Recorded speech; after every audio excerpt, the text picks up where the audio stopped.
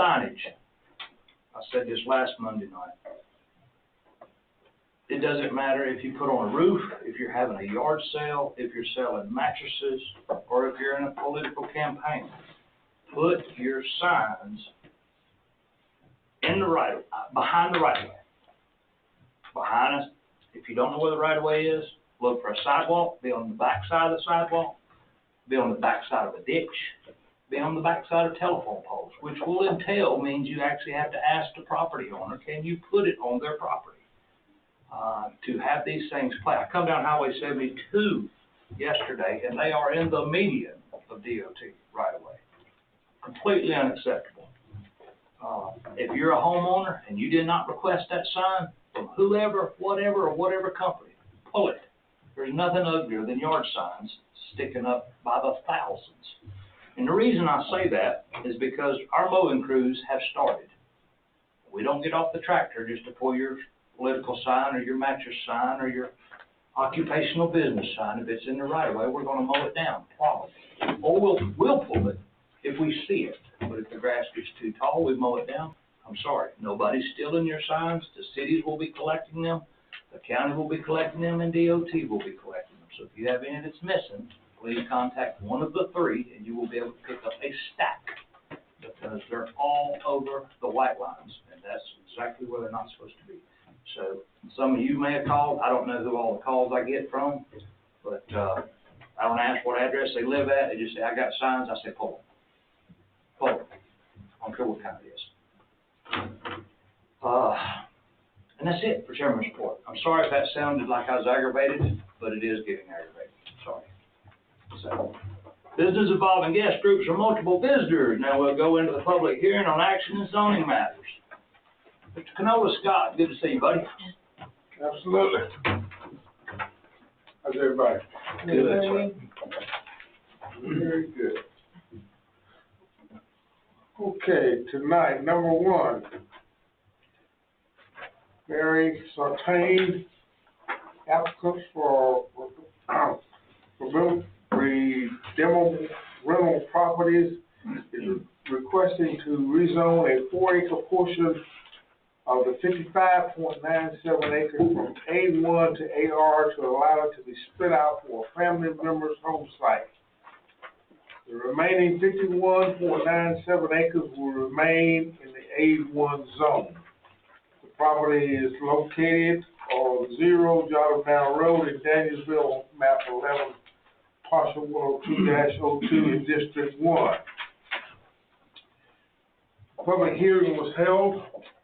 No one came forward for this particular rezone request. No one came forward in opposition. Mr. Sartain came forward and told the board what he wanted. The board recommendation to the Board of Commissioners by a 4-0 vote to recommend approval. Thank you, sir. Mr. Sartin, are you comfortable with that presentation? Is there anything you'd like to add? Well, we just got a sick grandbaby and we need her close to him. I'm not getting no younger. I mean, you know, it'd be nice to have him right there so we could take care of him. He's on a feeding tube. I understand. Yeah. All right. And we really don't. We love them and all, but our house is getting crowded. I understand. And I failed to mention, Commissioner May is out of town for spring break. As y'all, most of you know that he is a teacher, and Commissioner Kirk is also out of town this weekend. But we still have a quorum, so we'll be able to move forward. Anyone here to speak in opposition to this rezone request? Anyone here to speak in favor of this rezone request? Hearing none, we'll close the floor, bring it back before the board. Gentlemen, I'll entertain a motion. Make a motion that this request be approved as presented. Second motion. Motion by Commissioner Adams, second by Commissioner Chandler. Is there any discussion, gentlemen? Hearing none? Yes. Yes. Yes. Thank you. Motion carried. Number 2. And I apologize if I mispronounce these names because I'm not very good at it. Cameron Zarelli, applicant for Quick Start Properties, is requesting to rezone a 12-acre portion of the 33.32 acres from A1 to AR to allow it to split into 3 4-acre tracts, and to rezone the remaining 21.32 acres from A1 to A2 to bring into compliance with zoning regulations. The property is located on 0 Jordan Road, Danielsville, map 11, parcel 101-03 in District 1. Public hearing was held. No one came forward in favor of. No one came forward in opposition. Although during the discussion of the Planning and Zoning Board, there was some concern about future subdivisions after 3 years. There was some questions asked, and it was brought before the board, and the board voted 3-1 to recommend approval. All right, thank you, sir. Cameron Zuri, am I pronouncing that right? Sorry. Quick Start Properties. All right. Anyone here to speak in favor of this rezone request? Anyone here to speak in opposition for this rezone request? Just state your name and address, please. My name's Dale Hallington. I live at 857 McGee Fitzpatrick Road. I'm speaking for myself and a few of my neighbors. Our neighbor here out of town, one's Jeff Potter. He lives at 856 McGee Fitzpatrick. Kyle Lockie lives on west of Chapel, runs the deer process place. So this is sort of what came up before, and we're concerned about the AR zoning. I mean, Bill's my neighbor, and I love him to death. And this is his sister, is who it really is. But, you know, she doesn't live here, and she's trying to split it up to make money, which is going to open up a door that's going to allow this kind of development to go on. We had something like across the street with Borza about less than a year ago. Same exact situation. Y'all did, I think, the right thing, turned it down. And I don't mind them building, but I think if they're going to build something like that for some type of a development, or they're making money off of it, then I think it needs to stay in the A2, 10 acres or more. Most people I've spoke with around that could get here, got here, the ones that wasn't, still in the same agreement with what we're saying. You know, we're not. I came from Buford. I've seen this play out down there, and when the door gets open, man, it gets wild and it goes fast. I mean, it's going to turn into somewhere that's not where we want to be. I think most of my neighbors are in agreement with me, so that was about it. Appreciate it. Anyone else here to speak in opposition of? Hearing none, we will close the floor, bring it back before the vote, and gentlemen, I will entertain a motion. I would say before that, it's because there's no representative from Quick Start Properties here, I'm sure we would have had questions had they been in attendance. Gentlemen, I'll entertain a motion. I have a question, Christine, can only see one you maybe advance that or lead. In our ordinance, do we have a stipulation about width to length ratios? It is one. You remember what that number is, Lee? I don't remember. But we do. Pardon? But we do. There is a revised site plan of the division of the property, that was in the paperwork that I put on your desk under your agenda. You're not referencing this one, you're referencing this. It's not in your packet, it was provided. But this shows a lot better. It was the agenda that I gave the I would say, gentlemen, while we're on the board, is if there was a choice, a condition could be placed for the gentleman that spoke in opposition for no further splits on this particular parcel. Is an option. Folks, how you like? I found that it's 532, It says when 3 or more lots, 10 acres or less, are divided from a parent parcel, the length of any such divided lot should be no greater than 4 times the width. So this original greatly exceeds that. Yes. So that's the revised meets those calculations for Ms. Patrick. Well, on this particular one, can I say that, the real concern with some of the planning and zoning was that it says after 3 years, it can be split again. Yes. You know, so, that was a concern that was trying to move around the major subdivision, rules. Yeah, that would be the reason for the condition to never be split. All right, can we do that? If I understood the resubmittal on this, though, it was because the road frontage we didn't have the right width on road frontage. They had the right width on road frontage, but because it was such a long skinny lot, that doesn't meet the 4-to-1 ratio. It was so long and skinny. So now, that's why they made those lots shorter and wider road frontage. But They were all 150s or greater originally. You see, the whole lot, that's how why they originally proposed the whole lot to be 150, 160, and 76. And that's the ratio that doesn't fit.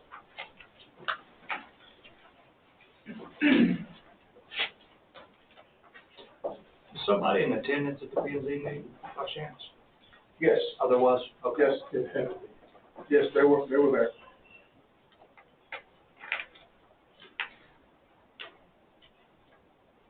now, is the question now, we do that after the motion? After the motion. I would make a motion that this request be denied, and, here again, I believe the issue, for me personally, the issue is it seems like we're looking for a way around dividing the property up in order to avoid our subdivision regulations. It's good or not? Same motion. I have a motion by Commissioner Adams, second by Commissioner Chandler. Okay. Any other further discussion? Hearing none, actually, it's on Commissioner Adams. Or do you have a question? Commissioner Adams? Yes, is to deny. A yes is to deny. Yes. Yes. Yes. Yes. Motion carries. David Russell. Scott. Okay. Number 3, David Russell, applicant for Russell and Southern Farm Holding, is requesting to rezone a 12-acre portion of the 214.75 acres from A1 to A2 to allow the portion to be split out and gifted to a child for a home site, and the remaining 202.75 acres will remain in the A1 zone to be retained. The property is located at 875 Wagons Grove Road, Cobbett, map 72, parcel 23, District 5. During the public hearing, no one came forward to speak for this particular rezone request. Nobody came forward to speak in opposition. The planning and zoning voted 4-0 to recommend approval. Thank you, sir. Mr. Russell, is there anything you'd like to add to that, or are you comfortable with that presentation? I'm comfortable with that. All right, thank you, sir. Anyone here to speak in favor of this rezone request? Anyone here to speak in opposition? Hearing none, we'll close the floor, bring it back before the board, then I'll entertain a motion. You make a motion to approve. Motion by Commissioner Doster, second by Commissioner Chandler. Any discussion, Joe? Just let the board know I've received no calls on this complaint or anything, so feel comfortable with it. Commissioner Chandler? Yes. Yes. Yes. Motion carries. I'm missing two, I forget where I'm at when I'm missing these two.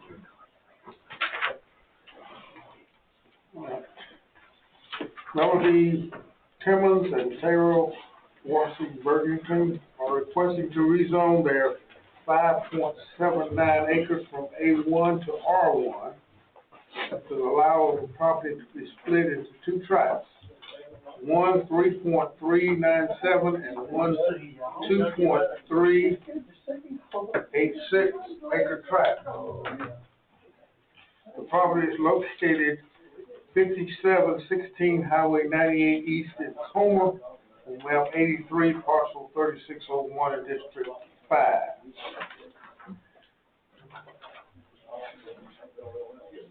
During the public hearing, no one came forward for this rezone request. Diane Wood spoke in opposition.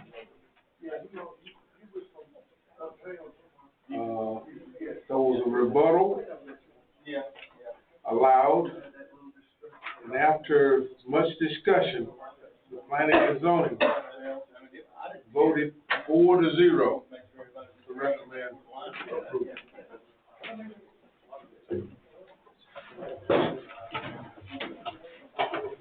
Thank you, sir.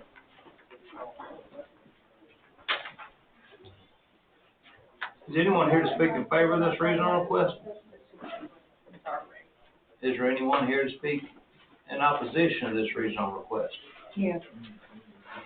Yes, ma'am. Please come forward, state your name and address for the record. Diane Wood, 5654 Highway 98 East. I'm in opposition for the split of the 5 acres and I think it's 3 acre lot, 2 acre lot. Most of the land on this 5 acre lot is, there's already one mobile home, double wide owned. The land in front, there maybe is 2 acres that would be straight enough to put another one on there. My land goes through that, plot. So the only place to put it would be next to my land. And it's gonna make it look like that mobile home is in my front yard. And it's gonna look like a mobile home park. There's gonna be 2 wide double mobile homes on that small lot. I think it's about 2 acres that they could use. The rest of that land is wooded. It goes down on an incline, and I mean down on an incline. So I don't see how they could put another mobile home unless they put it practically in my front yard. I don't see any other way. I've had problems with these people with their animals, dogs, goats running around in the front yard. They had no fencing. I think it just might be a bad decision. That's all. Thank you, I ma'am. appreciate it. Anyone else in opposition? Mike, was you called on this one? The only reason I asked that is I'm looking at the existing easement coming through Taylor Hall's property. And it shows that easement would have served that 5 acres, but I don't know if the legal description is suggesting that if there's a split, that same easement can be used to access that split. I'm looking at this particular. Right, and I think the applicant addressed that at the. Yeah, We're well, in favor of it. I was yawning and didn't get to say. Oh, okay, so you're the. I'm Sarah Worthington, yeah, I'm the property owner. So Please come forward. Yeah. Glad I didn't close it out. No, you're fine. The way the land is going to be split is you already have a mobile home right there on the front of the property. Our mobile home is going back into 3.8 or 3 acres in the back. Mhm. And that is for me and my husband and my girls, because currently right now, I bought the land in 2020 with my aunt, and we put a mobile home down there for us to stay in. I recently got married, and me and my kids would love to stay in the community and go to Comer Elementary where they exceed. They love the school. So I just want to make a family home for my kids and my husband down in the property where we're getting rezoned at. So you're saying that trailer that's currently there will move to the back? Oh, no, it's gonna remain there. We're just gonna get another home to put in the back.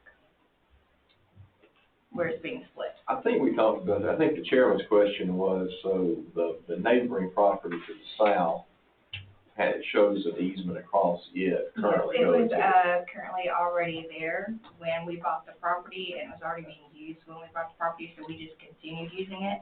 We have spoken to Taylor, he's okay with us currently using it and with us splitting the land. Okay. So that'll just come in when they record the plat. You'll have to get documentation that easement has been extended to the new parcel. Absolutely. And they have adequate frontage if push came to shove. Correct, I noticed the Yeah, frontage we do was plan there. on, sorry, I didn't interrupt, we do plan on extending the driveway down to there, so we're not making another one unless, we have to. We're more than happy to make another easement if we have to for the property down there later on, but as of right now, if we can use the same easement, we would love to, and just continue that driveway to the same land down there, if that's okay. So the front mobile home, and this is just, I guess I'm speaking from my questions, but for the Yes. board to hear.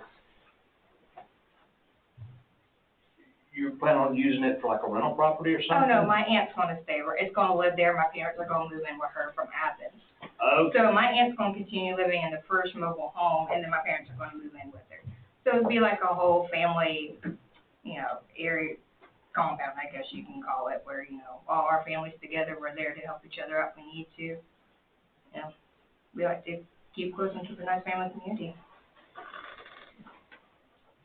I don't have any other questions, thank you. You're welcome. Where is there's no way to show it on here, I suppose, do you know where the septic system field lines are from that mobile? Yes. mobile home? It's just to the right of the front of the house, but if you're looking straight at it from the road, it's to the left of the house, but between Taylor and her property.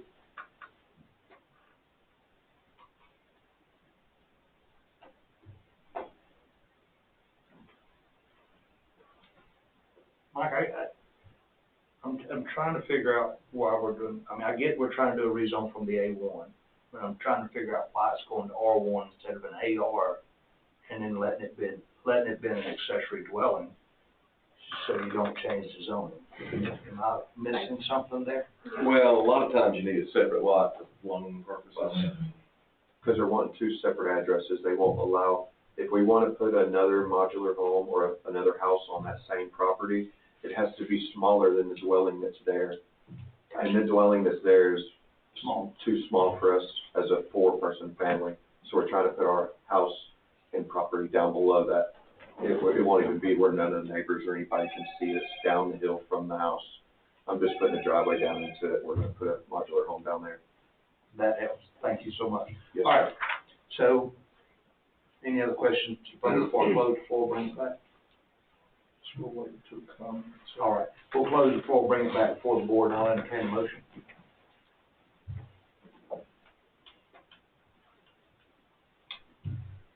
It's in District 5. Honestly, I struggled a little bit with this one, because the lots, the adjoining lots are in that 5-acre period, and, or 5-7 acre, same size. Then I thought about that and about the AR. I struggled a little with it, and, but I think the P&Z came to the conclusion that was acceptable, so I make a motion to accept the P&Z recommendation to approve the rezone. I have a motion by Commissioner Doster. I'll second it, just to get it on the table for discussion. Second by Commissioner Chandler. Any discussion, gentlemen? I guess my question on this, and going through the rezone and dividing the property, as part of this process, why aren't we cleaning up the easement? They have, the road frontage is available, so that's not in question, and again, I struggle with this just a little bit or I struggle with it a great deal because it seems that we are compounding a problem by allowing an easement when it's not required. not necessary. Yeah, that's actually a good point, Dennis, and I think we probably could have caught that, and I didn't catch it either. There's a condition of it being that the access would have to come directly off the Yeah, road. that's right, We just make it a condition. I think that's a valid of the condition, if you wanna amend the motion in the second to add that. And the reason, and I think this is in your best interest, because if Mr. Hall ever comes back and says no longer, and it's really not written anywhere other than a verbal agreement, he can potentially cut you off access, so So basically, it'd be safer to move it over onto our property. it would be much better for you in the long run. All right. So do we wanna amend that motion? I'll accept that amendment to that motion. You fine with that, Mike? Yeah, I think, Amendment? Terry has to accept the second. Besides, Yeah, okay. All right. And I still have just some concern in general, and I realize we're sort of close to Como, but that, and those other parcels, although they're 5-7 acres in size, they are all A1, and you're looking at R1 now, right in the middle of A1s, and that's except without going to multifamily, that's as big a swing as you go. That, Derek, how far are we in your mind, are we close enough to the city of Como that this becomes acceptable? I believe that's within the comprehensive plan, as it, the certain ones are allowed in that area. I think we discussed that. Because it's closer than industrial park, obviously. Yeah. So it's in that intersection back that way, yes. So, and here again, I'm saying, currently, do you guys have city water there? Yeah, well, We have well water. We have a well pump right in our front yard. So is it your intent to place another well on the property? It's measured enough to It's be enough able to supply both. provide both No, properties. We touched on finances just a little, just in conversation here, but it is my understanding, I'm not sure whether an easement can extend to a well for two separate properties. Mike, I'll refer to you, but I think the answer is to family members, it can. You can have a community well, but it all depends on the lending institution to determine. Yeah, it'll ultimately be up to the lending institution, but yeah, I mean, you can have community wells and well agreements, they have to, once you hit, I think it's 10 users, That's right. that's when it becomes subject to EPD regulations. That's correct. No, if you have 10.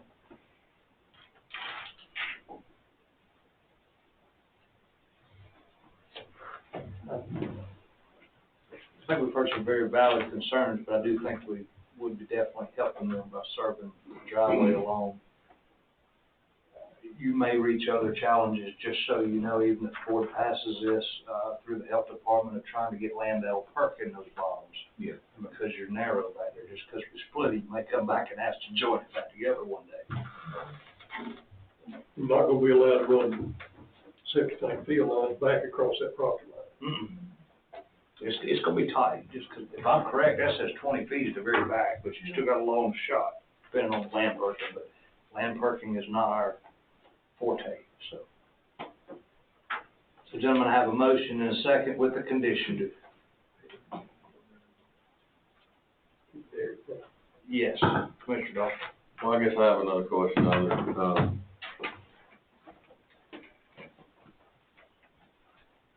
Can I say something?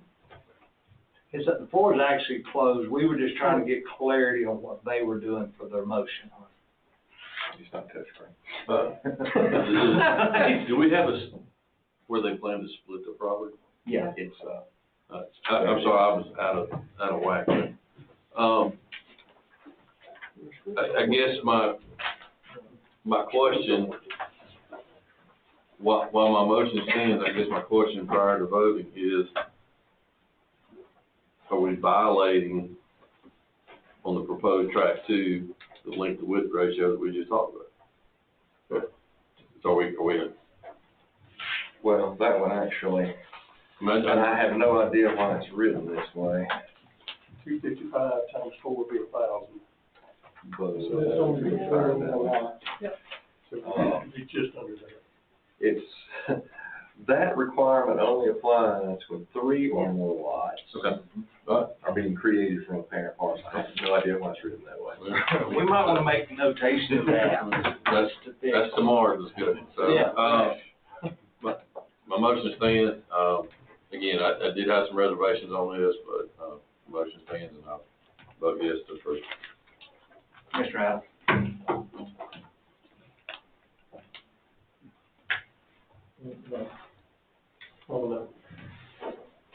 Motion fails.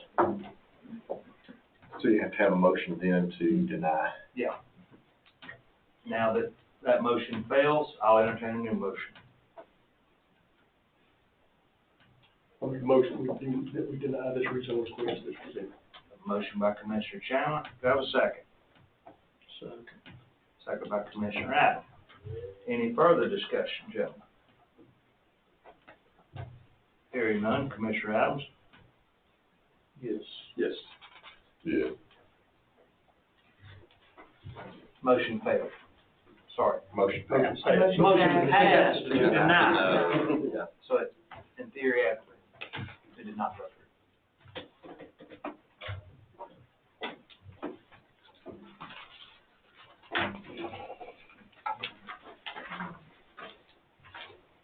All right, agenda items 5 and 6 were taken in one vote. Please. Number 5, Kenneth Weaver, applicant for Weaver Family Trust, is requesting to rezone a 2.09 acre portion of his 16.61 acres from A1 to the AR to combine with adjoining properties and to rezone the remaining 14.52 acres from A1 to A2 to bring the property into compliance with zoning regulations. The property is located at 333 Joe Graham Road in Hull on map 31, parcel 137 in District 3. Kenneth Weaver is requesting to rezone his 2.04 acres from R1 to AR to allow the property to be absorbed, a 2.09 acre from adjoining property for a total of 4.13 acres. The property is located at 901 Piedmont Road in Hull on map 31, parcel 138 in District 3. A public hearing was held. No one came forward in favor of this rezone request. No one came forward in opposition to this rezone request.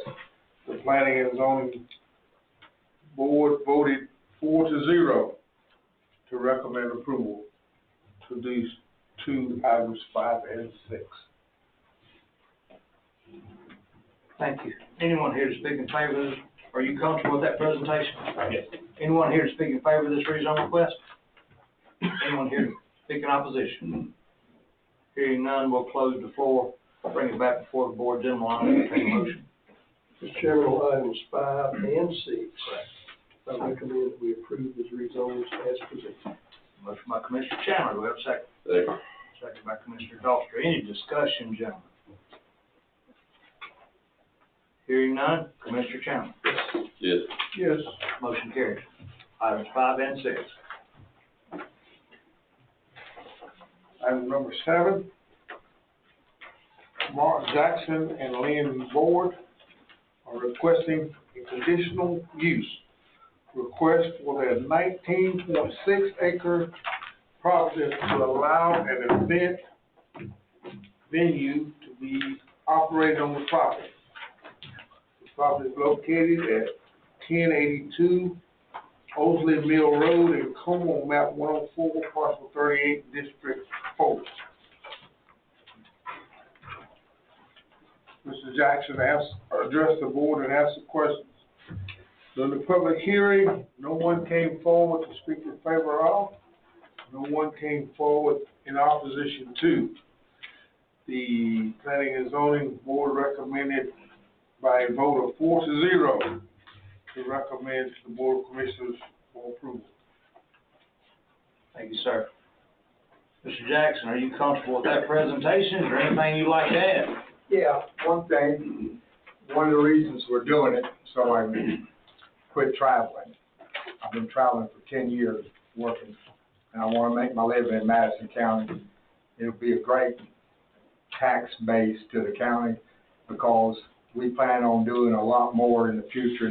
We have a 2-year plan for the property.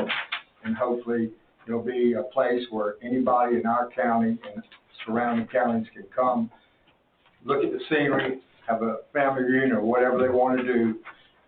And that's what the property's good for, because I can't raise cows, I can't raise chickens. I got a lot of granite and water and sand. So it'll be a great, I feel, asset to the county and the taxpayers. You got a good view down there. Absolutely. Thank you. Anyone here to speak in favor of this rezone request? Anyone here to speak in opposition to this rezone request? Hearing none, we'll close the floor, bring it back before the board. Gentlemen, I'll entertain a motion. Chairman, I move this conditional use request be approved as presented. Motion by Commissioner Chandler, do we have a second? Second. Second by Commissioner Doster. Any discussion, gentlemen? It's not your intent to have overnight stays, Sir? it's not gonna be a campground, No. so there won't be any overnight stays. There's no campground. I mean, it's a pole barn and the 2 acres in front of it that we, claim. It's just a place to have a functions at. For the record, we don't have an Airbnb ordinance in Madison County, so if you choose to, it would have to be later down the road, but it's not right now. Well, to be truthful, in the 2-year plan, we had thought about if zoning allowed and everything in the future, building like 12 cabins on it, for overnight stays. But that's That'll a be lot back of money before us ahead. anyway. Do what? That'll have to come back before us. Right, absolutely. So there you go. And that, we just want to make that 20 acres where everybody in Madison County can have a place to go to do something. Whether stay overnight, look at the scenery, and that, but that's, to be honest, is a lot of money and a lot in the future. I just wanna make sure in my mind I've got the right envisions, right place. This is where the road's closed, county Right, road's that's correct. closed on both ends. Yeah, it's my property. Yeah, and you drive through the creek. Either way, Yeah, but for the venue, which was discussed in the zoning meeting, the entrance to the venue will be off of Cherokee Road. I'm not letting them cross, the creek crossing will be for emergency exit, stuff like that. okay. It's the safest way. And I may add, the county put some gravel on that road not too long ago, which I'll thank you for. It hadn't been there for a while, so. All right. Any other questions, gentlemen? I have a motion and a second, starting off with you, Mr. Doster. Yes. Yes. Motion carries. And I will say this, Mark, it wasn't long ago, we did not have a venue in Madison County, and I read today, through the Chamber's website, that one of our, we actually have several, and one of them was voted best in Georgia, and it wasn't but just a few years ago we turned them down. So it is twofold, decided to be a really good thing for this county. One straight across the street right here is pretty awesome too, so. Yeah, I think, we could, with all the people we have in our county, we don't have enough of certain things, and this will help spread it out to where everybody can be successful. All right, well, motion carried on it. Go ahead, sir. All right, number 8, James Sellers is requested to rezone an 8-acre portion of his 29.99 acres from A2 to AR to allow 2 4-acre tracts to be split and gifted to his children for home sites. The remaining 21.99 acres will remain in the A2 zone to be retained. The property is located at 0 Macedonia Church Road in Danielsville, map 51, parcel 91, in District 4. Mr. and Mrs. Sellers addressed the board and answered their questions. During the public hearing, no one came forward in favor of, no one came forward in opposition to. The board recommended by a vote of 4-0 to recommend approval. Thank you, sir. Mr. Sellers? All right. Anyone here to speak in favor of this rezone request? Anyone here to speak in opposition? Hearing none, we'll close the floor.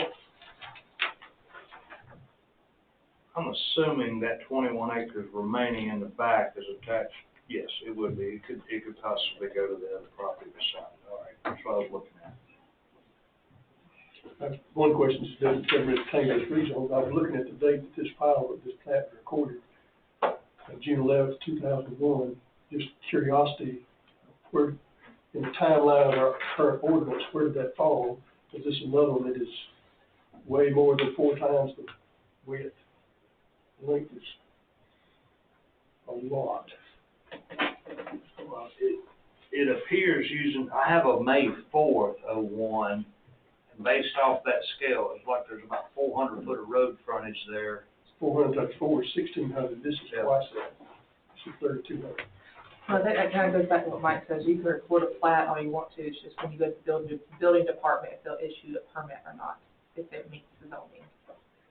Well, I'm not sure about that, but again, that provision, 5.3.2 is Yeah. only 3 parcels. Yeah. 3 or more parcels being split out, so. Got you. We got to go on that one. But, all right. Any other questions, gentlemen? Because the way this has been figured, there's really nothing you can do other than, no mechanism to do it other than the way you're doing it now, right? Yeah. Still, You still got this, I think, also. I think. just access by easements always just gives me heartburn. Always. Yeah. Now, and 3 or more lots of 10 acres or less are divided, okay. So even if the big one counts as the 3rd lot, it's not under 10 acres, so, okay. It still doesn't apply. Sorry, I had thought myself through that. Just making sure we weren't backing ourselves somewhere we didn't want to go. I move the rezone request be approved, presented. Motion by Commissioner Chandler, do I have a second? Second by Commissioner Adams. Any discussion, gentlemen? Hearing none, Commissioner Adams. Yes. Yes. Yeah. Motion carried. Mr. Sellers?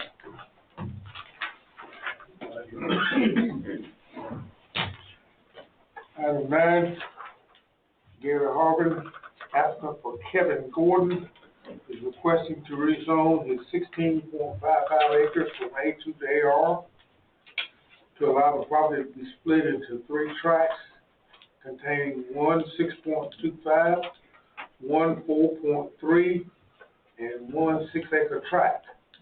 Property is located at 2870 Crabapple Hollow Road in Nicholson on map 17, parcel 0009E in District 1. The public hearing was held. No one came forward to speak in favor of.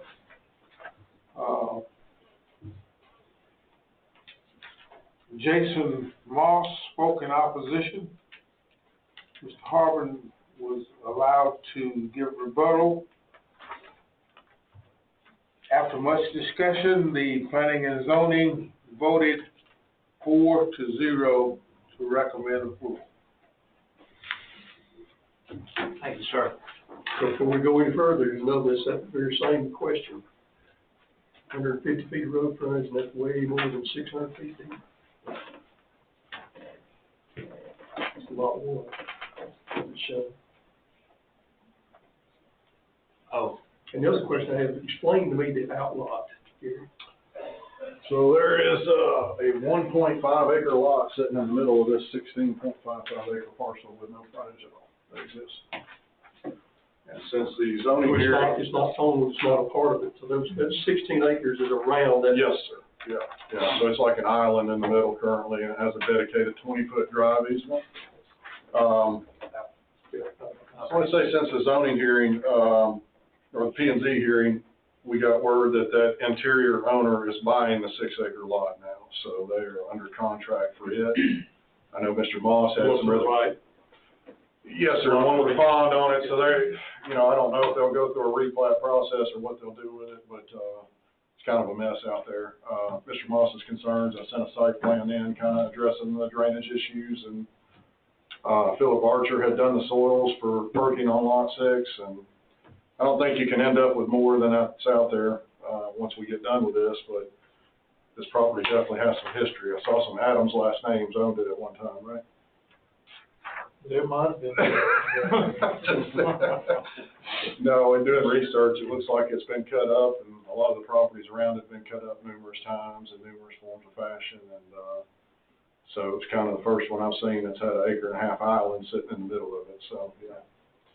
But it would be there, to the best of your knowledge, or you've heard discussion that it would be their intent to, that the 1.5 acre lot will now become a 7 acre. I think what they're doing is they're actually moving their parents in from somewhere else, and they're gonna put some sort of a structure on that lot, and they're gonna share the same driveway, so it still have one point of access off of Crabapple Hollow. They use that existing driveway to access the new dwelling, and, it's a situation where they're bringing family down kind of deal, so.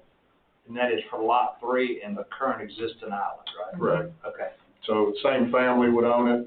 I think it'd be a situation like Mike brought up earlier in the earlier case where, you know, if they've got to get a loan, I don't know if they'd want to do that right off the bat or how they would, if they would combine them at that point or not, so. The 50 acre, 50 foot easement that you show there, is the access to. There's another island lot out there in the middle of that too as well. I think it's about a 2 acre lot that has a residence on it, and it has a driveway that runs in that easement to serve it back there, so, you know, Mr. Gordon built a house out there. He sold the house now, and he's building another home behind it to live in, and the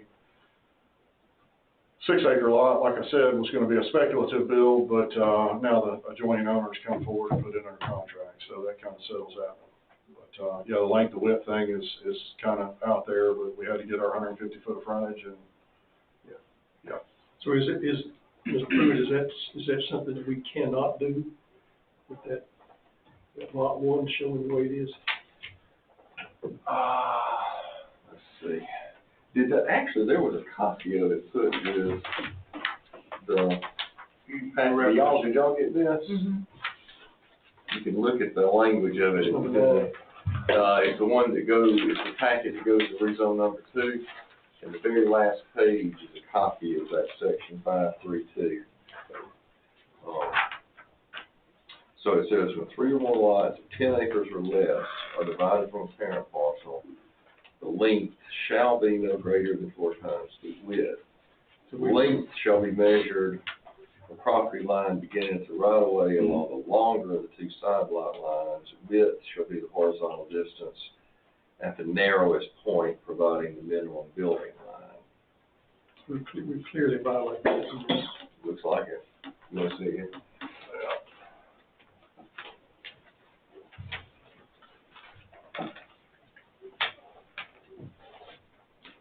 Now, would it be measured on the side against the 4.3 acre side, or what is this That's thing? the closest point, I think that's what he's referencing.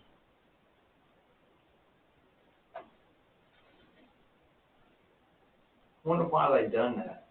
Like, Yeah, and I wonder how many. We have our minimum, you know, 150 foot, we have that at the building line setback where the house is gonna go, but,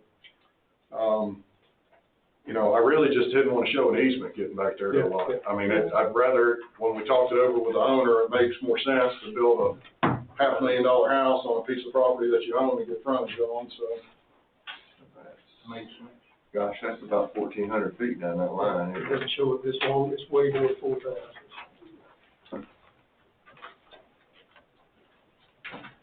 So can we even take action on this, or violate the ordinance today? You violate the ordinance if you do. On the other hand, I'm not sure. Couldn't find other violations where nobody just brought it up and thought about it. Well, tonight's been one of those nights on several different occasions, so. Basically, I have to say, as being somewhat familiar with this property, please, the 50-foot drive easement as you come from the north, that is literally the only place on this property that you stick a shovel in the ground, water's not gonna come up. It's a dog. Yeah. I mean, there's not really much better way to put it. Like I said, we have 150 foot minimum width at the building front setback on the lot. We can always go back and show it as an easement, take the frontage away from it, but I If I can get dedicated frontage, gentlemen, I'd rather put a lot on dedicated frontage all day than put That's a easement. good point. So do we need to state some sort of, is a variance allowance with it?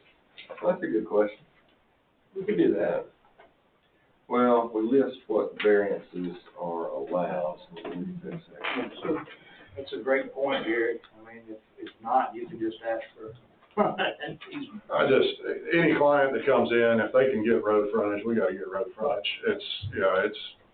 And I get it, I don't think that we would even accept the condition that that lot in the rear could not be further subdivided any more than what it is currently, if that was a condition that we needed to do, so. I don't think there's any intent to further subdivide there. There's no more room to put anything back there. Yeah. So, yeah. Okay, variances, are allowed for setbacks, building height, lot width, separation, frontage. Yeah, it doesn't mention ratio specifically, but it mentions the factors that produce the lot width, the ratios. So in handling this properly, can we extend the variance tonight, or would we need to go through the variance process? You have to have a variance process. Gary, how big of an issue do you think that is of joining the outlot to that number 3? If we put that as part of the condition, do you think this dies? I think if you gave them a time frame to do it, it's possible. We can't get it under contract till we get a plat recorded. There's a contract written right now, but a legal document to go to closing to actually get that lot conveyed would have to come after recorded plat and all that stuff to create that lot, So. So can they approve the rezones of lot 2 and lot 3 and postpone lot 1? That's what I would prefer. Well, you created lot one. Yeah. I guess to put a hold on building permits on that lot till we go through a variance process, because it's just, like I said, if not, we're just gonna come back with an easement on there to get back there, and then it is what it is, so. Now, I feel like we're in a catch-22, because that's exactly what you're gonna do. I think it's very doable, just a matter of us going through the proper steps, that's what I'm. Yeah. So here's my suggestion, if I could be so bold, and this is in your district, so I probably shouldn't, but, my suggestion would be to approve this as presented, pending a variance approval on the lot structure of lot 1, and somehow state that the desire and the intent would be for lot 3 and the outlot to be combined. Yeah, I think it's doable, if we can get the lot sold and start that process. Yeah, I don't think there's an issue there. Lot 3's got one buildable spot on it, that's it. So it's to perk on it, it's tough. I mean, it's definitely wet over there. Yeah, so. We can. I don't mind the language on the intent. Yeah, I don't know that I can guarantee that they're gonna come forward and do it, I guess would be my only issue. Then we'll just revert. And because of the timetable, we can ask Tracy if they would go ahead and move your variance stuff in the calendar. Okay. Just to keep you from, because otherwise it'd be 3 or 4 months out, and we can ask that they bump you up into the next session. Okay. Yeah, it's fine to make it contingent, the approval tonight contingent on the variance, because it's coming right behind it. Private sale is a little out of our control, that's a request. Okay, that's what I'm. Yeah, I think that we would have no problem with the request. I don't know that I can personally guarantee that they follow through with it, I guess would be my issue. So essentially what you're saying is we would approve it pending the variance on the lot that's irregular, okay. Does that mean that we can record and sell 2 and 3? They can go through a closing, or how's that gonna work? It's gonna have to wait on the variance. That's what I was wondering, yeah. And that's the reason I want us to make effort on our part to bring you forward. Okay. Rather than go through this. Got it. All right. Did you all talk to? Yeah, absolutely. That was my suggestion, I'm sorry. No. You got the public hearing on this yet? Yeah. We have. No, No, we haven't. No, I haven't. We were just trying to get clarity. Okay. All right, so, anyone here speak in favor of this rezone request? Anyone here speak in opposition? Hearing none, we'll close the floor, bring it back before the board. Gentlemen, I'll entertain a motion. I think what we need, I don't mind making a motion, but I need somebody to verbalize Okay. everything we talked about here. Christina, do you have? Usually what I Start said- to write it out. Hang on, she's writing it for you. But Mike, if you've got a suggestion, No, well, if you're writing, I don't wanna interrupt your train of thought, because I couldn't do that. Be a motion to approve, pending Contingent is the word. you want. Contingent Contingent upon- on, Parents' approval. variance process and approval for the lot width, for lot one. as stated. And with our desire of that. I guess my question, well, when we get to that point, is it your intent, Gary, to leave this easement through this? Two of them. Well, this one's gonna prevent anybody from building on this lot right here. Yeah, so Mr. Gordon, he doesn't have the right unless those adjoining property owners release their interest in the easement completely, which I don't see them doing. I mean, he's gotta honor those easements. Even if they combine that lot, that's got the 20-foot drive easement going to the island lot, it would essentially, they would have to release their interest in it, I guess, permanently, right, Mike? It's, Well, there's two, so the 20-foot easement is only serving this one. So Yeah. if this comes in common ownership, that one goes away. it could go away. That yeah. one can go away. The other one could not. It's exactly Yeah, right. yeah. So, but if you wanna build any more roads out there, we can do that too, so. Please do. Yeah.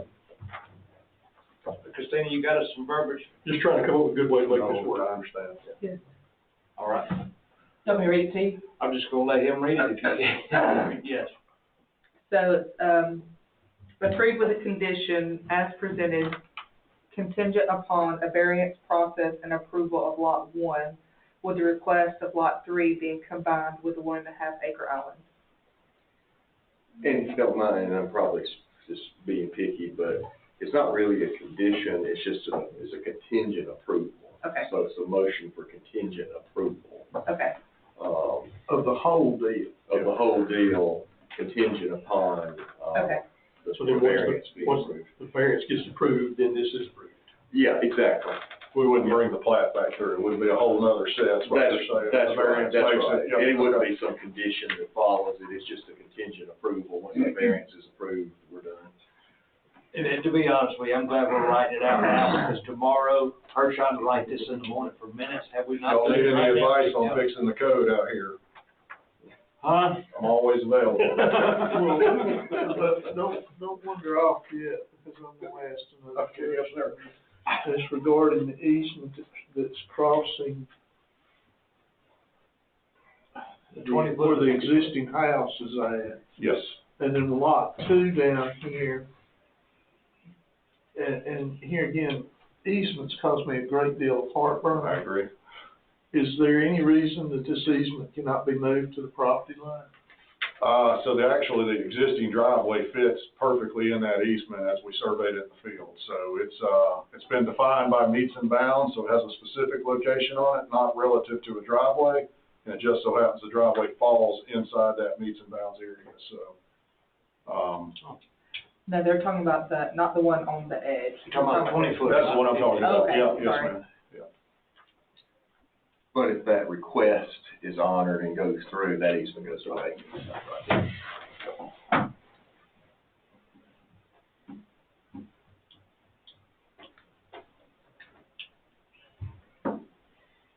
My second motion. You got the motion. Yeah. I just wanna make sure you were comfortable with what she read, and I'm assuming you said yes, and he said second. All right, do I have a motion by Commissioner Adams, second by Commissioner Chandler? Any further discussion? I think something like this happened. You heard me. Yeah. Leave it up to Gary. I was just thinking, he's like, me, we never get the easy ones. Commissioner Chandler? Yes. Yeah. Yes. It wasn't an R1. Yeah. That's why we're working so hard. Well, we've sort of had some challenging nights. I know P&D did too, so ain't nothing easy about them. All right, agenda items 10 and 11, taking one vote. Gary Harvin, applicant for Shack Rags Holdings, is requesting to rezone a 0.511 acre portion of their 176.511 acres from A1 to AR to absorb the adjoining property 0014/00/013-01A for a 8.04 acre tract. The remaining 176 acres will remain in the A1 zone. The property is located at 3898 East Commerce Road in Hull on map 14, parcel 13 in District 1. Gary Harvin for Shagrag Holding is requesting to rezone their 7.54 acres from A1 to AR to allow the absorption of a 0.511 acre portion of their adjoining property for an 8.04 acre tract and bring the property to compliance with zoning regulations. The property is located at 3898 East Commerce Road on map 14, parcel 13-01A in District 1.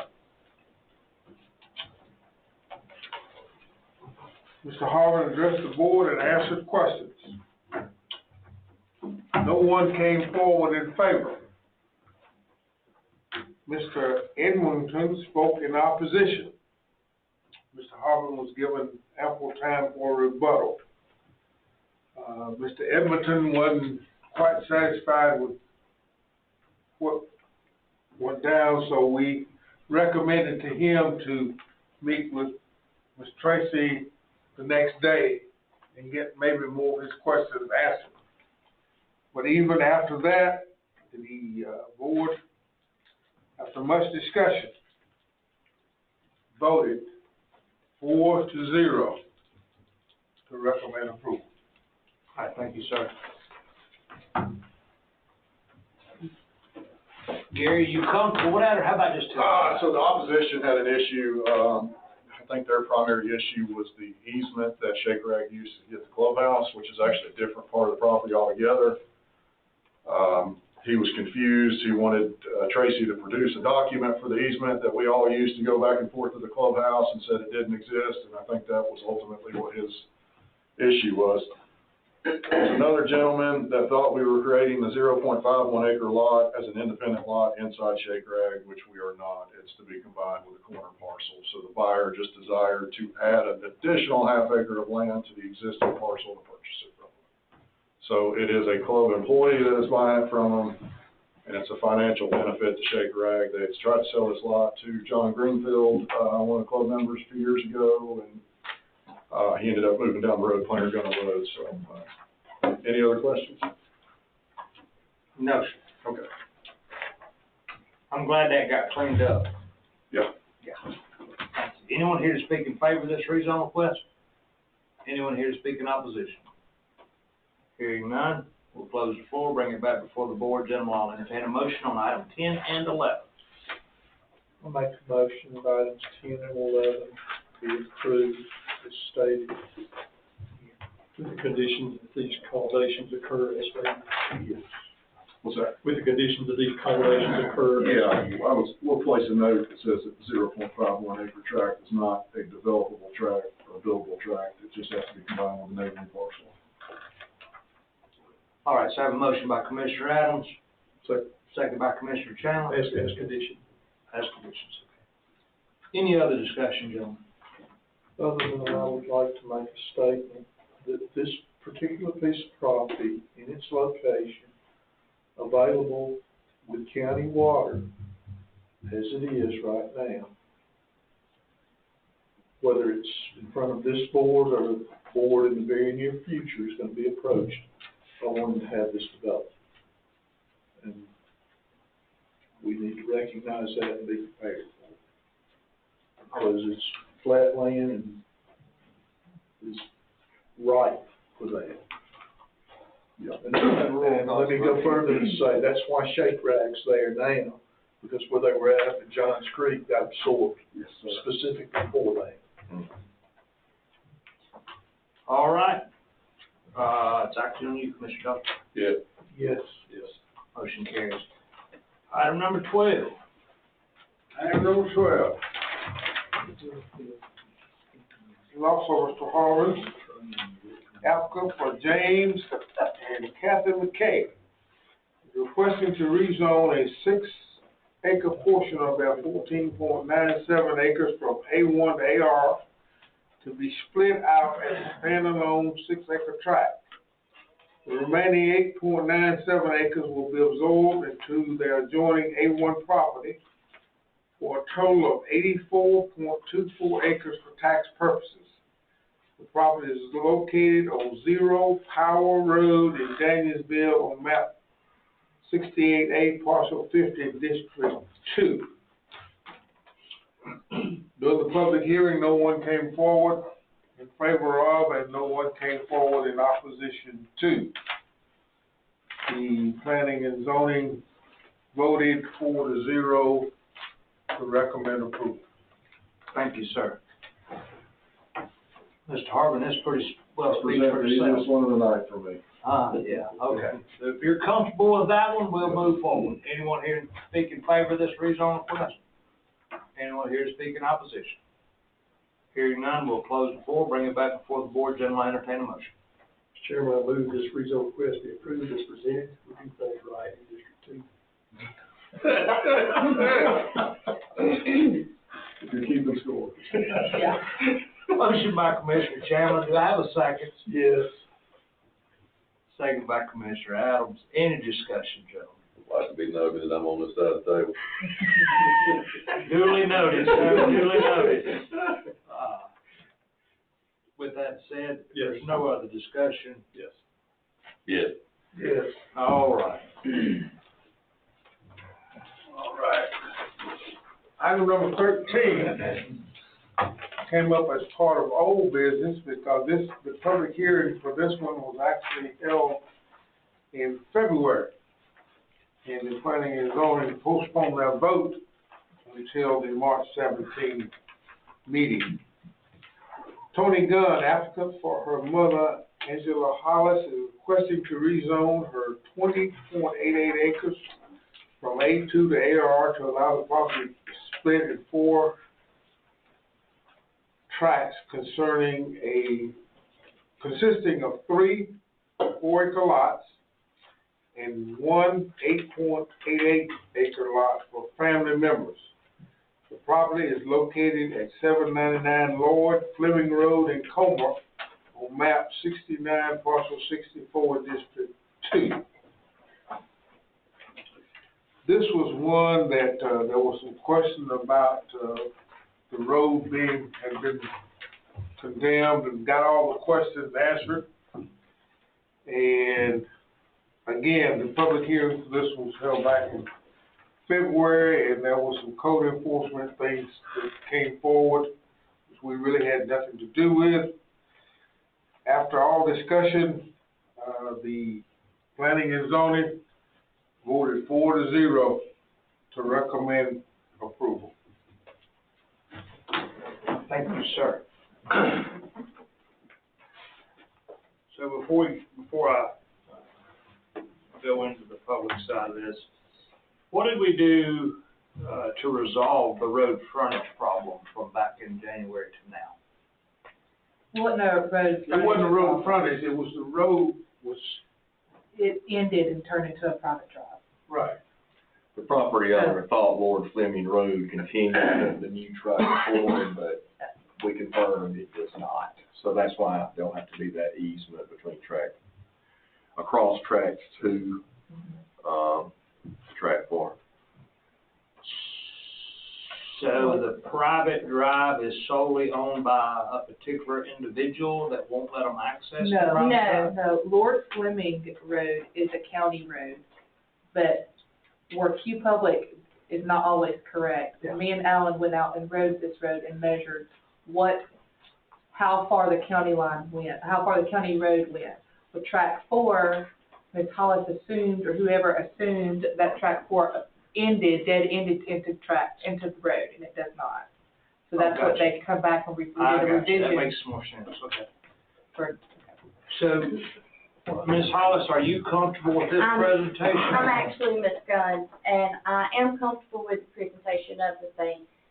However, exigent circumstances at this time, I would like to request that I can withdraw my application for rezoning right now and just reapply at a later time. There's some family issues going on that we're just gonna have to deal with for a few minutes and just come back at a later time and reapply for this.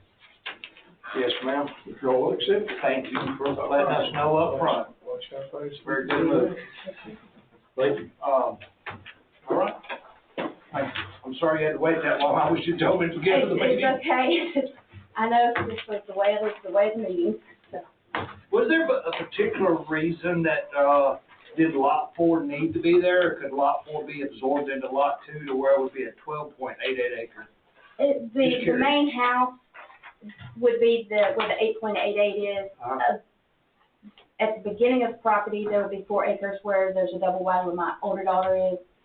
And we would have a smaller 4 acres and 4 acres for my middle child and my youngest child.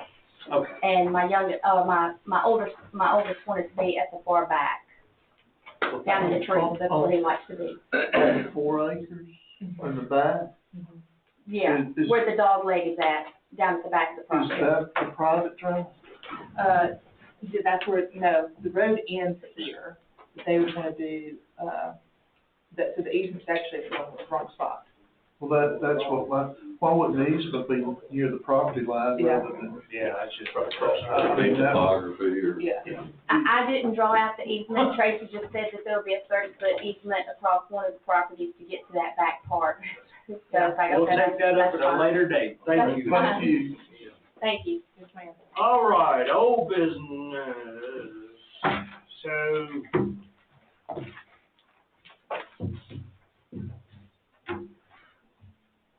it looks like the only thing that's pertaining to the public is one more. And just to keep from you having to sit here much longer, can we go ahead and consider item number 6 in front of item number 5, please? For Eddie's sake, yes. Yes. Thank you. Your item number 6? Yep. I didn't think you spelt that way in school. Oh. Item 6, I thought your name was Tanya. It is. Yeah, it is. Oh, I got you. Item 6, sorry. Eddie, come on forward, buddy. Okay, so Ms. Wooten is requesting an extension on her camper permit. She is building this, home. She's doing it out of pocket, so she's doing it as she can. We did do a visit today. There was a couple of things that she's got to fix, and then she'll be able to get power and then proceed to the final inspection. So really, she's down to 2 inspections left. So you're I recommending? have no objection to extending this. I would say go ahead and give it 6 months, just in case something comes up, but I have no objections to extending it. Ms. Wooten, 6 months, you think you're gonna be fine with that? Yeah. Thank you. No code issues. It's just, like I said, she's doing it out of pocket, and I think that's. Wouldn't surprise me if she ain't driving the nails. I am. Oh, really? I did all my heart contours and everything. Turned out nice. By myself. Does not surprise me. All right, thank you both. Chairman, I entertain a motion on this one. Would we grant this extension as recommended by Mr. Pritchett? A motion by Commissioner Chandler, do we have a second? So, Second by Commissioner Adams. Any discussion, gentlemen? Yes. yes, yes. Motion carries. Thank you, guys. Appreciate it. Not 6 months in one day. Hopefully before today. She's a worker. All right, back to old business. Discuss the potential transfer of county on water tower located at Dangerville EMS station. Want to make sure there's nothing else on here. I'm not holding the public up for me. Anything else is discussed? All right, discuss potential transfer of county on water tower located in Danielsville, City of Danielsville, for the purpose of future operation of water redundancy.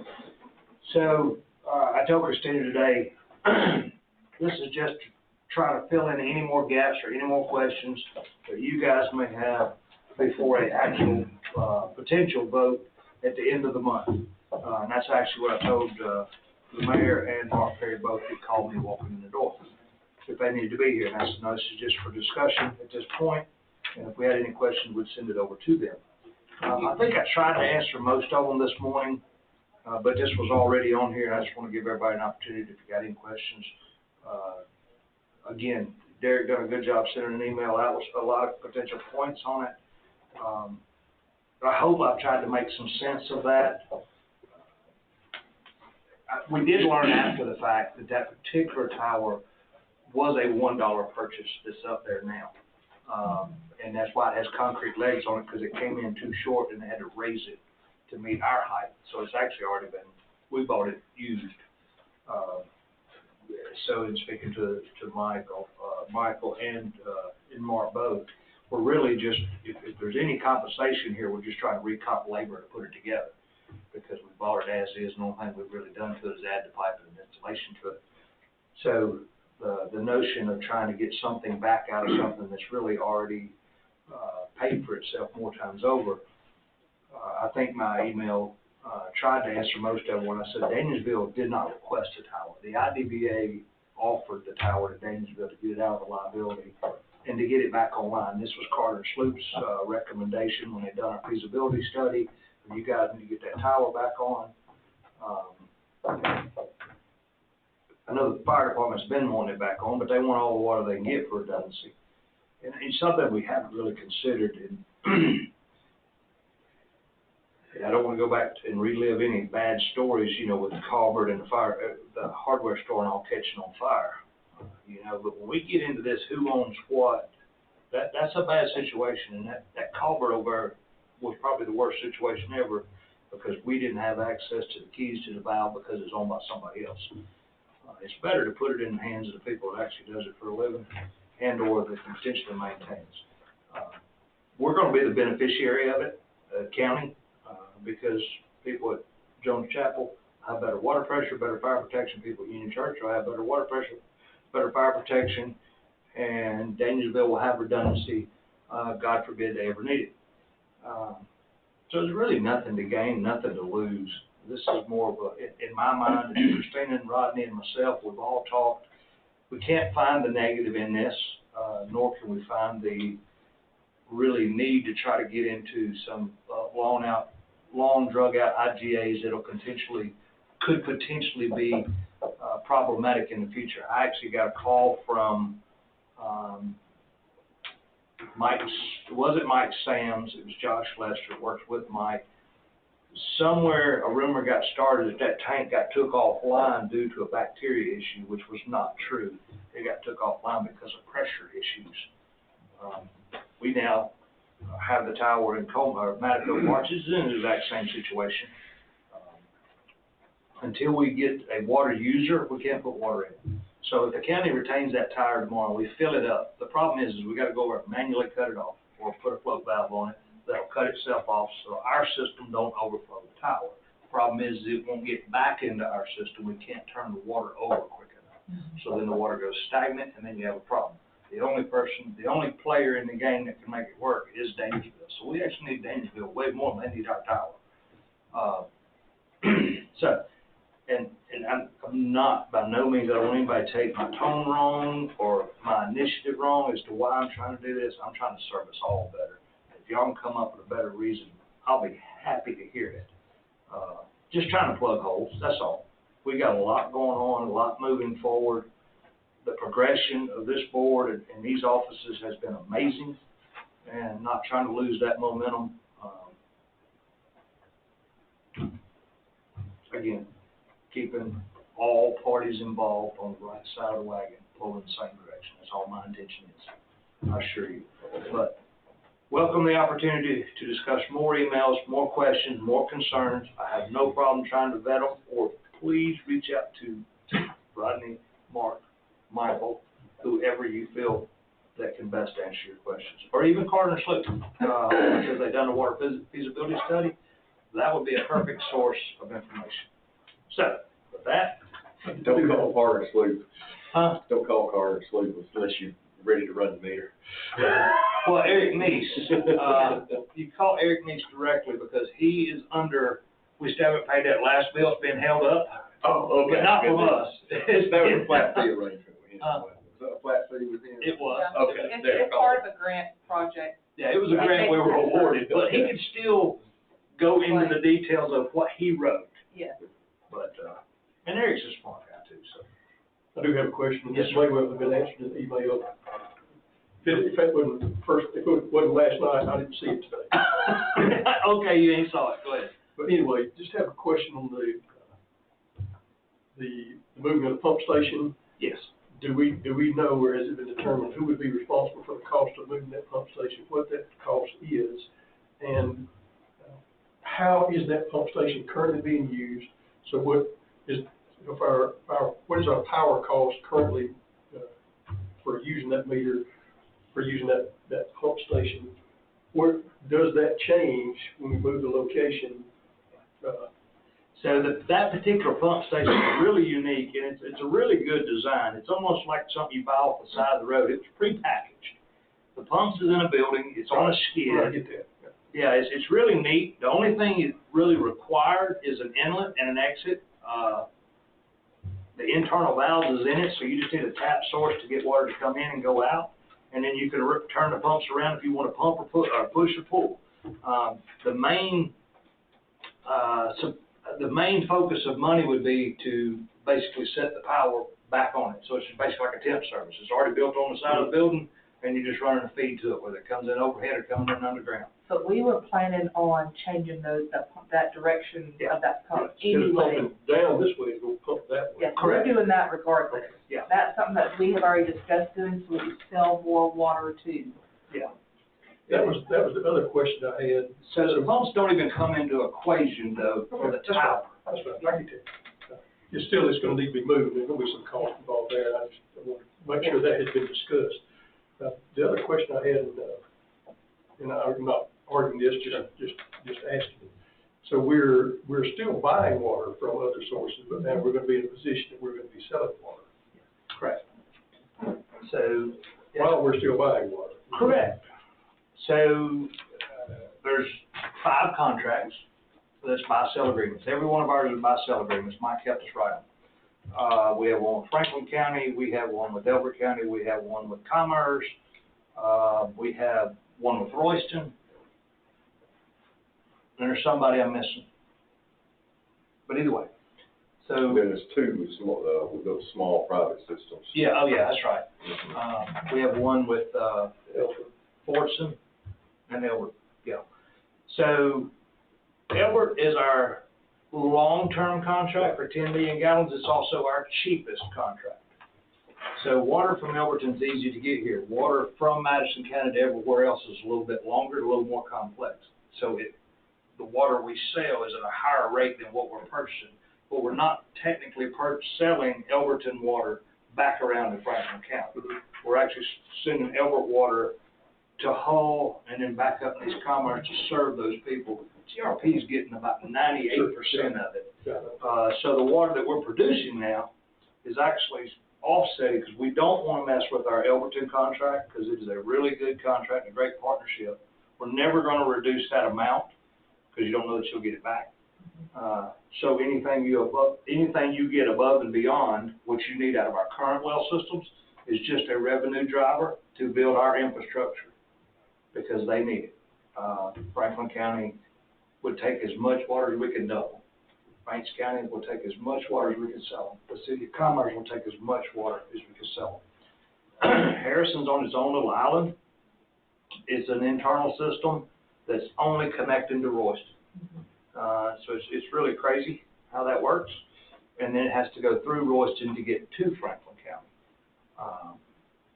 Royston only runs their water plant 8 hours a day. So believe it or not, Commerce does the same thing. So they're not trying to produce no more water. But it may be that they're tapped out. They know if they run more than that, they'll start having problems. I don't know what it is.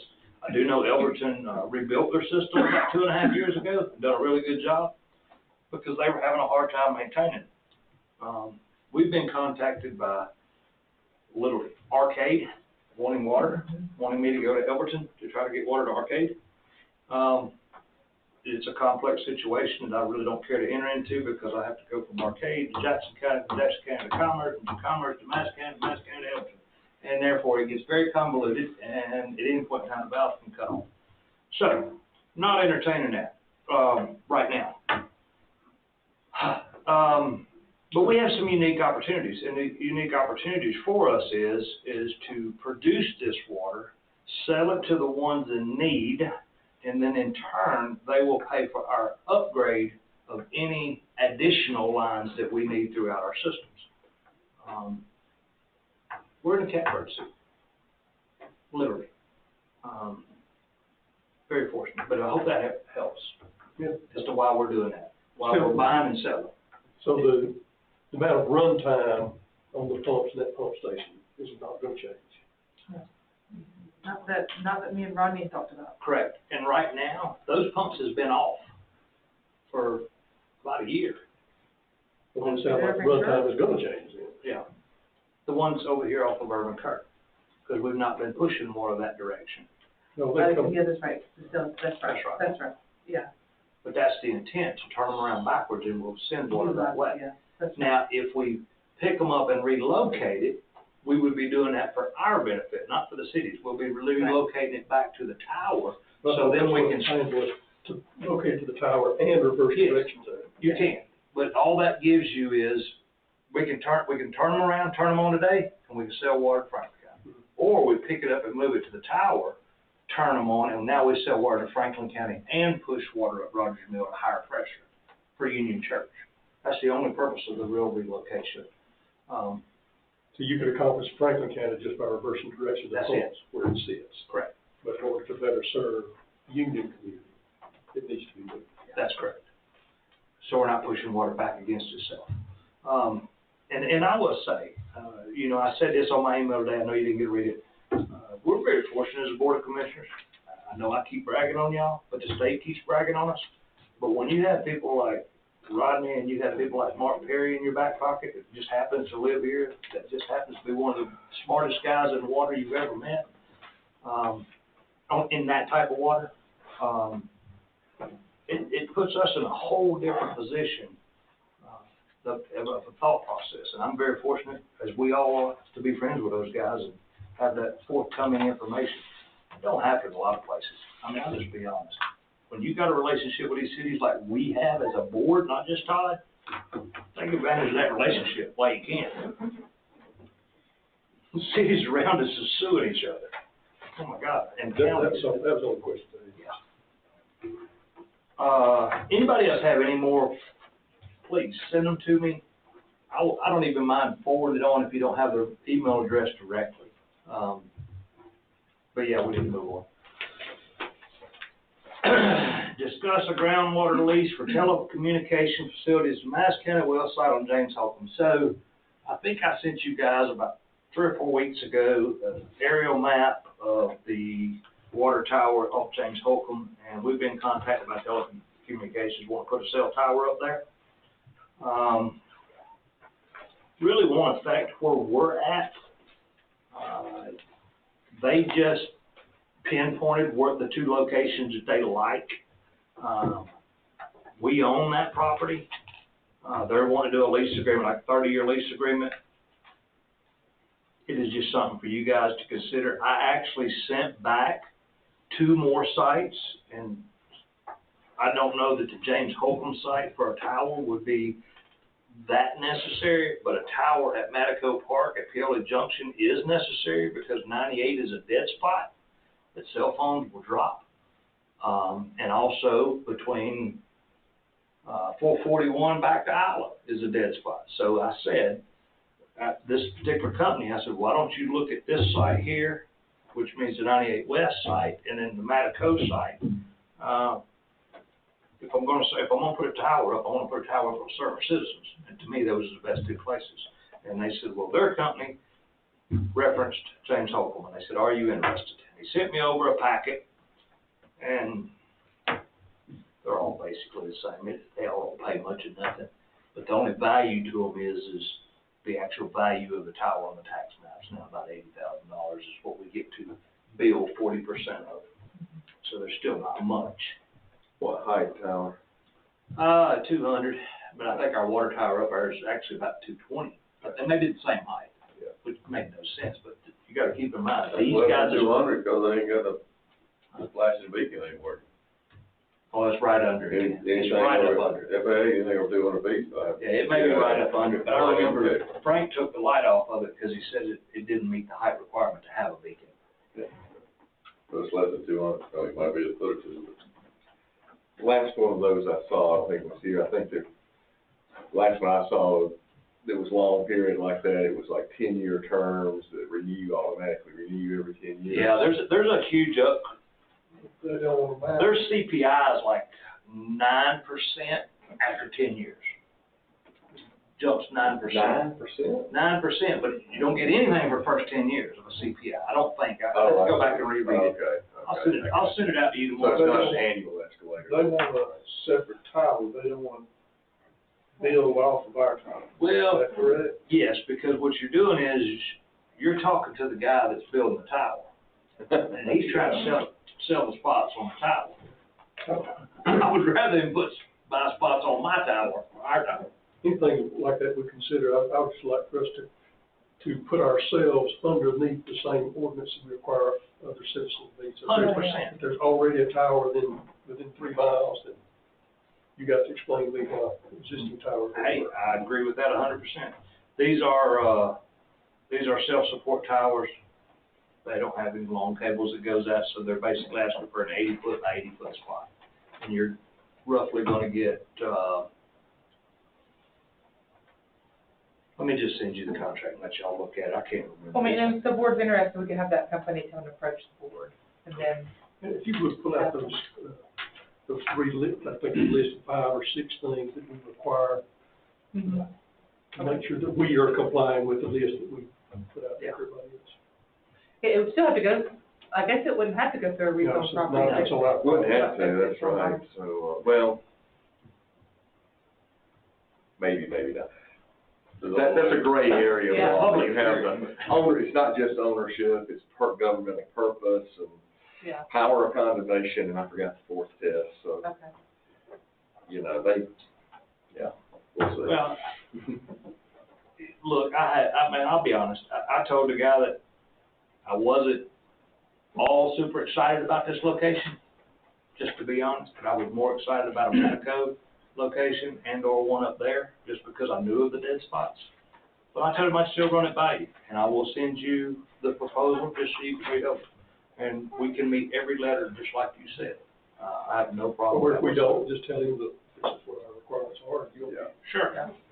But, that this, today, that property belongs to IDA? Now, all their property was given to us. All the That wells. would, I assume that would have been, it says well site, so there's a, It's just because of James Holcomb Wells is up there at Yeah. that same location. yeah. Well, I mean, this, We own the water now, we own the wells. this tract of property is platted separately from the one the wells on, though? No. Oh, okay, that's what I thought. Well, that's why. We got a 37 acre tract right there. And granted, if we get ready to sell, we have to give it back to IDA so they can transfer the ownership, but, all right, so enough about that one. All right, so the next one, item 8, discuss a solar ground lease at Madison Transfer Station. And I don't know if I brought this up to you guys or not, but I've been approached by a company, and you know, I'm not the biggest fan of solar. Jackson MC, Georgia Power, they like a little bit, to meet federal standards. And we just have redone our ordinance to say that solar must be in an industrial type zone. So when I met with the gentleman, when Trump took effect in 2025, whenever he went in office, 2024, I don't remember when it was now, 2025, January, a lot of the large solar farms has decreased, and I expressed to this company that I like that because I did not want to lose any farmland for this. But there's bigger rebates through the federal government if you do small tracts, 5-7 acre tracts. So when I got to thinking about it, I'm like, well, I would probably entertain if I could use some land that wouldn't affect my farmers. And I said, what about a transfer station? And he said, we do them on transfer stations. I said, well, he said, you need to contact EPD. So I did. And we met with Ms. Patsy, who oversees ours. And she said, there's two things that you can do with a transfer station. You can grow hay to use for soil erosion purposes on shoulders of roads. The second thing you could do is put solar farms on. That is all you can do with solar land. It's unbuildable forever. So we built all that. Yeah. It was on fire when I got here. There you go. So, when we're doing that, yeah. So, I took our solar farm, I took our transfer station, and we took our well monitoring sites, our methane monitoring sites. And if we cleared those areas up to our well sites, is what EPD recommended, they actually like them. Turns out they make a solar thing made for transfer stations that moves. In case the ground shifts, it shifts, so it don't break the panels. We would end up with about 30-something total acres or 6 different tracks on our site. We got 112 acres over there, but there's only 30 of it that we would actually use, and that is the portions that we can't build. We would retain any good property, which 30 acres is about $30,000 a year income. About the old landfill site where we have collapsing buildings now. Correct. And I'm meeting with him tomorrow to look at that site at 1:30. Consider both of them. Well, we're actually considering a couple more too. We're gonna go look at, because they would like to purchase some land. So the one down here, it's a little bit unique because we don't get the dividends off the one at Peoria Junction like a private owned solar company. Because that's owned by Georgia Power, that's under the public utilities taxation, to where if Derek decides to build 2 10-acre tracts, we get taxed Derek. And he don't get the exemptions Georgia Power gets. So it potentially could be lucrative, especially for something, as EPD Patsy said, you finally get a return on your investment of owning the transfer station. It's the only thing where they don't make money. It's potentials, but I just wanted to throw it out there to you guys to say if there was any heartburn, please let me know, because I am showing the guys some various sites that we can't use. Looking at the sketch that was sent and whatnot, it was hard. I say hard. I guess we need to have confirmation, like some of those transmission lines that come across. I mean, are they truly 100-foot right of ways, 200-foot right? I mean, yeah. I'm sure we can't build in there. And then I've always had what are our options on these units? You know, I'd like to see what they're proposing for foundations, but height requirements. So Yeah. what I'd like to see is, I've shared the thought of some of that property that's out front of the MOAS, you know, because of connectivity with that, creating, so if we're using some of that land for like a larger dog park, you know, put a fence around it. That way you'll have people who come throw the tennis ball, you know, run around. So I'm just curious on what kind of, if they're high enough, can they be incorporated with that, or if it's, you know, non-compatible use, or if we cut out a few acres to support that in the future. I mean, I think it goes with the mission of the MOAS. No, you're 100% correct. We did look at that, and I left all that property over by the fire training facility untouched all the way to the road. And actually, we had a big area around MOAS currently that was untouched. And we would actually have some more areas, because Alan said that we've been a little bit slack on maintaining our well sites as far as letting some of the tree saplings grow, yearlings grow. So, the key to it, this is the gentleman that builds these things, he don't actually have the say-so on it. The power company tells him where he cannot. He has to just present the sites to them. Even though he builds it, he owns it, they still have to approve his sites. So they'll be the ones that looks at, They gotta approve the purchase agreement. Right. Correct. But see, the one at the transfer station, we just happen to have a site right there at the end of the road. It is a, But he's looking for location, has to be within a certain distance of high transmission lines. yeah. At this point, I don't see, I would not have an objection to the county entering into conversations regarding that, and just like we look at plats, preliminary plats, you know, putting together a package of, this is what we're gonna put there. Sure. As, And I think that's to Derek's point. I mean, like the power line comes to mind, because I've seen it. Yeah. I mean, years, I've seen too, is, you know, 1930, they bought, you know, 200-300 foot wide, and they only built one pole section. And then later on, make you come back and add another. Jenny probably remembers that. All right, so I'll get more information and I'll get it out to you. I was just jealous because I got a golf course and you got. There's a couple of things specifically that you need to get answers to in the discussion. So what happens in the event that he sells this? So what relationship continues there? And the other thing is the responsibility when the facility ends. Correct. That's what I told him I was most concerned about, was what happens at the end of 30 years, or what happens when a hailstorm comes through and damages them. And for him, he says that, you know, Georgia Power, and not throwing them under the bus, he said, you know, they got enough money that they can let it sit there 20 years, tore off pieces. I get paid by what it produces. I have to keep it going. One of the things that was really appealing was the fact that they fence it in and they have to maintain all that. Well, right now, we have to maintain all that. And when I was down in Tipton recently, there's thousands of goats in there. It's a new one down below Perry. Sheep primarily, goats. Well, it may have been, I don't know. Yeah. Goats is the insulation out the wire. All right. Yeah. All right, so, wow, okay. Urgent matters? Am I missing anything? No, sir. Executive session to discuss real estate acquisition, personal matter, potential litigation. Yes, sir. Commissioner Dawson. Move to adjourn.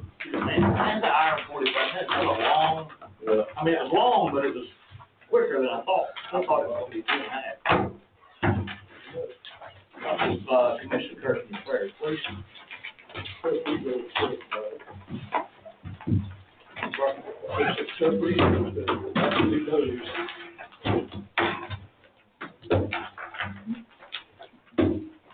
Good to see you, buddy.